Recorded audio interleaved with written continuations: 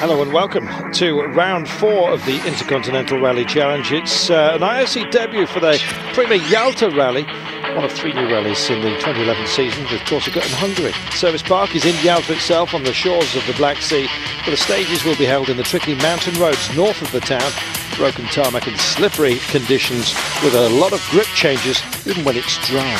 14 special stages over 3 days covering 261 kilometres. Yes, the total distance, including liaisons, is 721. Yep, nobody said it was going to be easy. Never meant to be.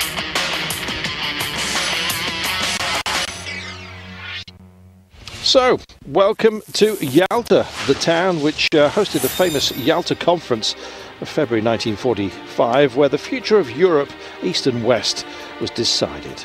Well, 42 IRC crews are here with their own plans for the near future this coming weekend. Quite a backdrop then, and an amazing amount of preparation has gone into this one by the hosts, been made to feel extremely welcome. Jan Kopecki for Skoda, second in the IRC ranking, helped by his teammates and rival, Johanan, of course. It will be a big challenge, I think, for everyone, because the corners are incredible, you know, the notes. I think you cannot make the perfect notes over here, so we need to wait until, I think, Friday, how it goes, and then we can decide if we can try to push or we reduce the speed. We will see. Johanan with his victory in Islas Canarias. Hannan took the IRC lead, but lost it, you may remember, due to his absence in Corsica. He returns to the IRC, determined to impress. Andreas Mikkelsen, his retirement in Monte Carlo. Mikkelsen has twice finished 6th. It's a steady start, but not enough for the Norwegian, who wants to be a serious title contender. Take a big step forward. What about Persia then? Difficult season opener, but the young Belgian Thierry Neuville was outstanding in the Canaries and then took his maiden victory in Corsica. He arrives full of confidence, tempered by a good degree of maturity. Well, we took our first victory. That's the most important thing, to show everyone that we can do a good job here and to stay on the road and to accept that the rivals can be faster than me, but I've got to score maximum points whenever I can. I'm thinking about the championship, he says. We'll have to stop him, of course, the likes of Guy Wilkes. Yes, hasn't made an ideal start to the season. Fast but compromised by the bad luck or errors on the limit. He needs to get comfortable in his Peugeot 207 and showcases considerable talent. Brian Bouffier had a different run of luck and form, won Monte Carlo, but of course he was out of sorts in Canaries and went off in Corsica while pushing. What about Proton then? Giandomenico Basso, leader of the Proton team, the Italian driver, tested the car in the Canaries and finished 9th. He'll have the support of 2 other drivers, of course. Pidgey Anderson helping Basso with the development and testing. The top 10 finish is his primary aim. Better is possible here, though. They all know that. Some great names here as well. In the 20 car, Alexander Salyuk and Evgen Chervenenko, the event promoter. They won the USSR rally here 2 decades ago.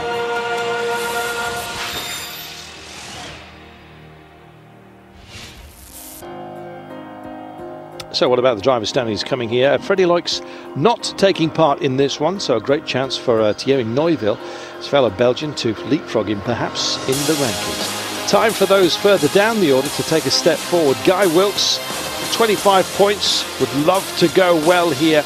Mikkelsen likewise wants to sort of shake some bad luck away. Skoda leading Peugeot in the manufacturers by just 2 slender points. Well, the action began on Thursday, even before the starting ceremony, with 2 short stages with an overall distance of just 7.61 kilometres. Kind of a prologue, if you like, to set the starting order for the first real stages on Friday. Thierry Neuville, yes, Corsica winner. More of the same, please, he thought. Well, wins on stage 1. And of course, second on stage 2 as well. He, the overall leader, as he said, it's going to be difficult out there. We've all got to take great care. Wise words for one so young. Guy Wilkes on the second stage. Wilkes setting the fastest time, 0.27 of a second ahead of Neuville. Third on the opener, but Patrick Sandel's behind Patrick Sandel's Skoda, I should say. The Brit helping put Kronos 1 and 2 on the leaderboard. Very difficult, he said. The grip's changing a lot out there. Johanan, bad news on the first day for Hannanen. Level third on stage 1, exactly the same time as Wilkes, but the Finn jumping the start of stage 2, as you saw perhaps on the onboard camera there. He's right on the starting board, still on when the car started. A mistake which cost him a 10-second penalty, falling down the leaderboard from 3rd to 11th. Not a happy place to be. Thierry Neuville then, the overall leader. Yes, still only 16 seconds separating the top dozen cars, though, don't forget. Well, even if we don't go too well on the second stage, we're still happy that we've with what we've done on the opening day. But tomorrow, that's going to be another thing entirely, much longer, much more difficult.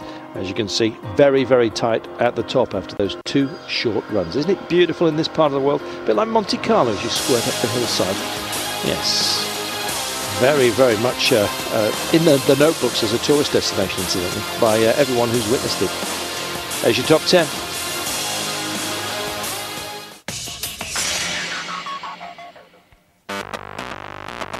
Ukraine hosting the Intercontinental Rally Challenge for the first time, and the president himself, Viktor Yanukovych, a confirmed rally fan, came down from the presidential hotel with a lot of security around to get a closer look, and indeed spared us a few moments of his time as he wandered around the service park. Nice jacket.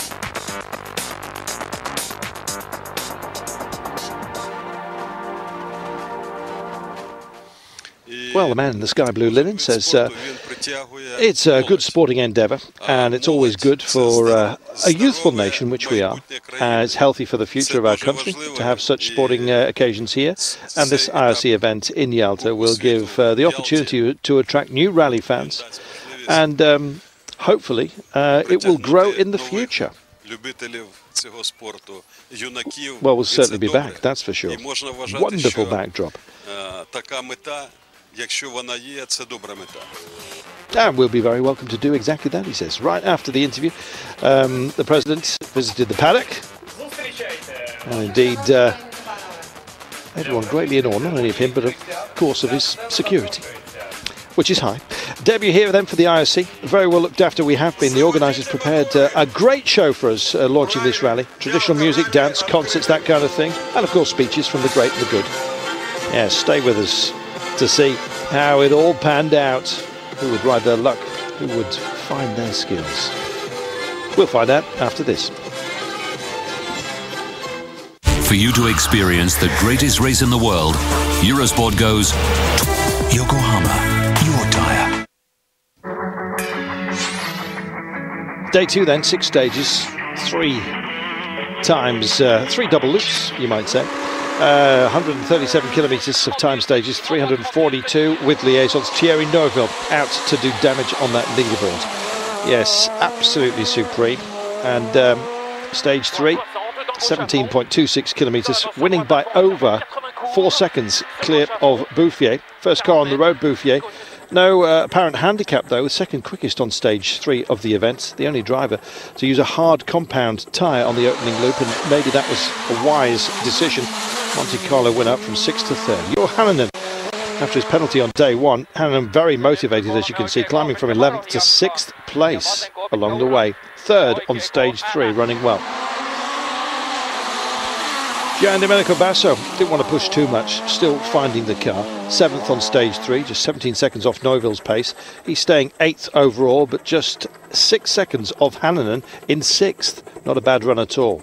Wilkes 4th quickest, and that with no handbrake, incidentally.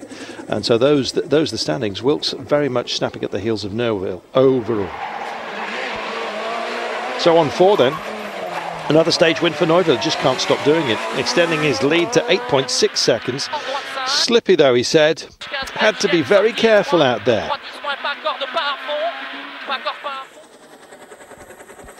Brian Bouffier, second on the stage, only 1 second behind Neuville, and up to second overall. Well, he kind of worked it out, but Guy had some troubles on this one. Easy to make a mistake here, said Bouffier. Oh yes, easy to get caught out, whether it's luck or skill. That's the problem. Yes, everyone fearing stage 5. Tactics, perhaps, you might say. Difficult to pull off if you're trying to get road position for the next run through all this lot. Third on stage 4, Johannes. 5.9 seconds down, jumping from 6th to 3rd overall, 23 seconds off the leader. Going very, very quickly out there. So was Basso.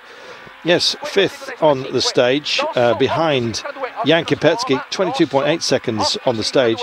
5th overall, just ahead of Guy Wilkes, who ran 6 kilometres with a puncture, I might add, to finish 7th on the stage. Sandel also with his problems. Not an easy start, falling overall from 3rd to 7th.